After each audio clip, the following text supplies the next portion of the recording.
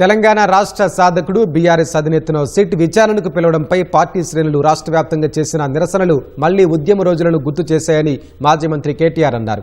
ఉద్యమ స్ఫూర్తిని చాటిన పార్టీ శ్రేణులకు బీఆర్ఎస్ కార్యనిర్వాహక అధ్యక్షులు ధన్యవాదాలు తెలిపారు. నందినగర్లో కేసీఆర్ విచారణ సందర్భంగా నిన్న 900 మంది పోలీసులను పెట్టారన్న కేటీఆర్, పోలీసులంతా ఒకే చోట ఉంటే నగరంలో పట్టపగలే కాల్పులు దోపిడీలు జరగవా అని ఎద్దేవా చేశారు.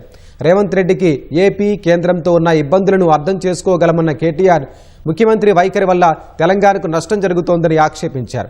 నల్లమల సాగర్ విషయంలో రాష్ట్ర ప్రయోజనాలను తాకట్టు పెట్టారని ఆరోపించిన కేటీఆర్, రాష్ట్రంలో సహజ వనరులు జలవనరుల దోపిడీ జరుగుతోందన్నారు.